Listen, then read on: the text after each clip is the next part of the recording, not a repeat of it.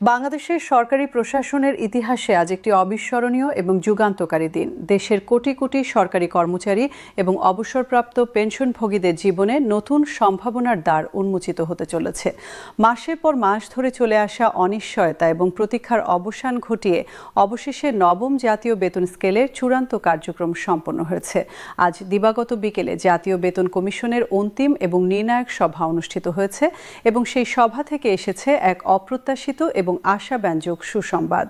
বিশেষভাবে উল্লেখ্য যে আজকের এই সংবাদের সবচেয়ে তাৎপর্যপূর্ণ বিষয়টি দেশের বয়োজ্যেষ্ঠ নাগরিক অর্থাৎ পেনশনভোগীদের জন্য, যারা তাদের কর্মজীবনের প্রতিটি মুহূর্ত দেশ ও জাতির কল্যাণে নিয়োজিত ছিলেন এবং বর্তমানে অবসর জীবন অতিবাহিত করছেন। তাদের জন্য বেতন কমিশন এমন কিছু যুগোপযোগী সুপারিশ প্রস্তুত করেছে যা তাদের বার্ধক্যকালীন জীবনধারাকে সম্পূর্ণরূপে রূপান্তরিত করতে পারে। আজ অপরাহ্ন ৩:৪৫ বেতন কমিশনের এই ঐতিহাসিক এবং চূড়ান্ত সভা সমাপ্ত হয়। রাজধানীর মন্ত্রিপরিষদ বিভাগের সম্মেলন কক্ষে আয়োজিত এই গুরুত্বপূর্ণ সভায় সভাপতিত্ব করেন জাতীয় বেতন কমিশনের চেয়ারম্যান। এটি ছিল কমিশনের সর্বশেষ এবং সমাপনী সভা।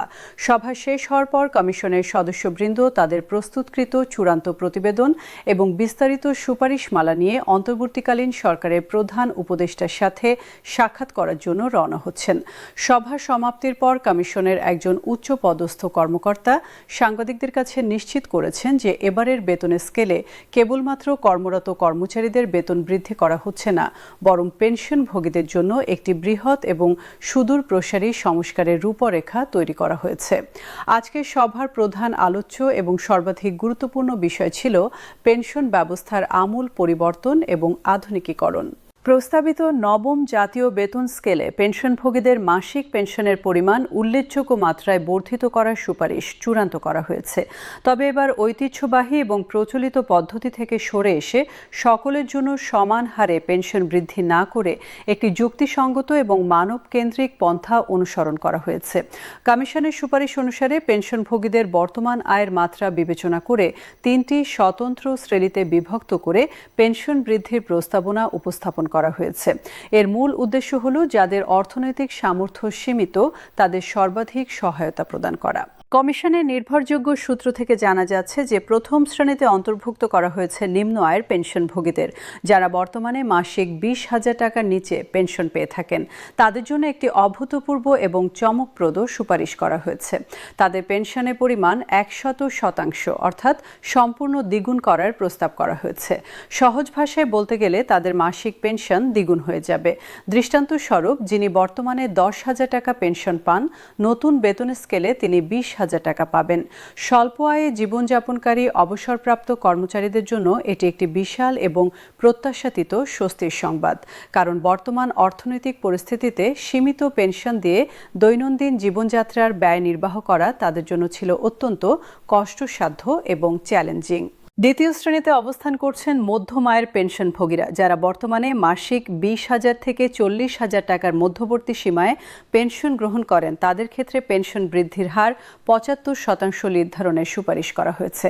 অর্থাৎ যিনি বর্তমানে 30,000 টাকা পেনশন পান, তার বর্তমান পেনশনের সাথে আরও 75% অতিরিক্ত যোগ হবে। এই উল্লেখযোগ্য বৃদ্ধি মধ্যবিত্ত পেনশনভোগীদের বর্তমান জীবনমান বজায় রাখতে এবং উন্নত করতে গুরুত্বপূর্ণ অবদান রাখবে। তৃতীয় শ্রেণীতে রয়েছেন তুলনামূলকভাবে উচ্চ আয়ের পেনশনভোগীরা, যারা মাসিক 40,000 টাকার বেশি পেনশন পান। তাদের ক্ষেত্রে 55% হারে পেনশন বৃদ্ধির সুপারিশ করা হয়েছে। যদিও শতকরা হারের বিচারে এটি তুলনামূলকভাবে কম মনে হতে পারে, তবে প্রকৃত মূল্যের হিসাবে এটিও একটি যথেষ্ট বৃদ্ধি। এই স্তরানুযায়ী বৃদ্ধির কৌশল প্রয়োগের মাধ্যমে কমিশন উচ্চ এবং নিম্ন আয়ের পেনশনভোগীদের মধ্যে বিদ্যমান আর্থসামাজিক বৈষম্য কমিয়ে আনার প্রয়াস চালিয়েছে। পেনশন বৃদ্ধির পাশাপাশি আরও একটি অত্যন্ত মানবিক এবং যুগোপযোগী সুপারিশ হল চিকিৎসা ভাতার উল্লেখযোগ্য বৃদ্ধি। বার্ধক্য জীবনে একজন মানুষের চিকিৎসা সেবা এবং নিয়মিত ওষুধপত্রের প্রয়োজনীয়তা সর্বোচ্চ থাকে। এই বাস্তব অবস্থা উপলব্ধি করে বেতন কমিশন বয়োবৃদ্ধ পেনশনভোগীদের চিকিৎসা ভাতা যথেষ্ট পরিমাণে বৃদ্ধির সুপারিশ উপস্থাপন করেছে। সুপারিশমালা অনুযায়ী যারা অতি বয়স্ক অর্থাৎ যাদের বয়স 75 বছর অথবা তার অধিক, তাদের জন্য মাসিক চিকিৎসা ভাতা 10,000 টাকা নির্ধারণের প্রস্তাব করা হয়েছে। বর্তমানে এই ভাতার পরিমাণ অপ্রতুল এবং কিছু ক্ষেত্রে 8,000 টাকা উল্লেখ থাকলেও বাস্তবে তা আরও নিম্ন পর্যায়ে রয়েছে। 10,000 টাকা চিকিৎসা ভাতা একজন 75 বছর বয়স্ক মানুষের মাসিক চিকিৎসা এবং ওষুধের খরচ মেটাতে যথেষ্ট কার্যকর হবে। অন্যদিকে যাদের বয়স 55 বছরের কম কিংবা যারা পারিবারিক পেনশনের সুবিধাভোগী অথবা সম্প্রতি অবসরপ্রাপ্ত তাদের জন্য চিকিৎসা ভাতা 5,000 টাকা নির্ধারণের সুপারিশ করা হয়েছে। অর্থাৎ চিকিৎসা ভাতার ক্ষেত্রেও বয়সের বিবেচনা এবং প্রয়োজনীয়তার ভিত্তিতে অগ্রাধিকার স্থির করা হয়েছে। এই সুপারিশ সমূহ সরকার কর্তৃক গৃহীত এবং বাস্তবায়িত হলে বাংলাদেশের পেনশনভোগীরা তাদের প্রকৃত প্রয়োজন এবং চাহিদার যথার্থ প্রতিফলন প্রথমবারের মতো অনুভব করতে পারবেন। পেনশনভোগীদের জন্য এই মাপের ব্যাপক এবং কল্যাণমুখী সুসংবাদ পূর্ববর্তী কোনো বেতন কমিশন প্রদান করতে সমর্থ হয়নি বলে প্রশাসনিক গবেষকরা অভিমত প্রকাশ করছেন। তবে একমাত্র পেনশনভোগীরাই নন, বরং বর্তমানে কর্মরত সরকারি কর্মকর্তা এবং কর্মচারীদের জন্য আজকের সভায় উল্লেখযোগ্য সুসংবাদ নিশ্চিত করা হয়েছে। বেতন কমিশনের সুপারিশ মোতাবেক চতুর্থ শ্রেণীর কর্মচারী কিংবা 20তম গ্রেডের একজন কর্মচারীর প্রবেশকালীন মূল বেতন 20,250 টাকা নির্ধারণের সম্ভাবনা তৈরি হয়েছে।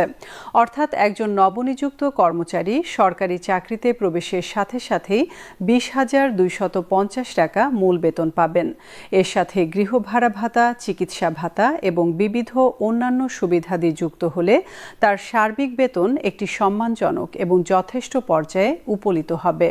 কর্মরত কর্মচারীদের বেতন বৃদ্ধির সাথে পেনশন কাঠামোর এই বিস্তৃত এবং ব্যাপক সংস্কার একত্রিত করে এবারের নবম বেতন স্কেল একটি সামগ্রিক এবং সর্বজন কল্যাণমুখী বেতন ব্যবস্থা হিসেবে আবির্ভূত হতে চলেছে। অপরাহ্ন 3:45 সভা সমাপ্তির পর কমিশনের সদস্যবৃন্দ বর্তমানে রাষ্ট্রীয় অতিথি ভবন যমুনার অভিমুখে রওনা হয়েছেন। সেখানে তারা প্রধান উপদেষ্টার হস্তে এই সুপারিশ সমূহ আনুষ্ঠানিকভাবে প্রদান করবেন। সরকার প্রধান এই বিস্তারিত প্রতিবেদন গ্রহণের পরবর্তী ধাপে চূড়ান্ত অনুমোদনের জন্য প্রয়োজনীয় সকল প্রশাসনিক প্রক্রিয়া উদ্যোগ নেবেন। যেহেতু বেতন কমিশনের সমস্ত দায়িত্ব সমাপ্ত হয়েছে এবং সুপারিশমালা সম্পূর্ণরূপে প্রস্তুত রয়েছে, সেহেতু আশা করা যাচ্ছে অত্যন্ত শীঘ্রই সরকারি গেজেট প্রকাশনার মাধ্যমে এই সুসংবাদগুলো বাস্তব রূপ লাভ করবে। পেনশনভোগী এবং কর্মরত কর্মচারী উভয় পক্ষই এখন গভীর আগ্রহ এবং উৎকণ্ঠার সাথে সরকারের চূড়ান্ত এবং আনুষ্ঠানিক ঘোষণার অপেক্ষায় রয়েছেন।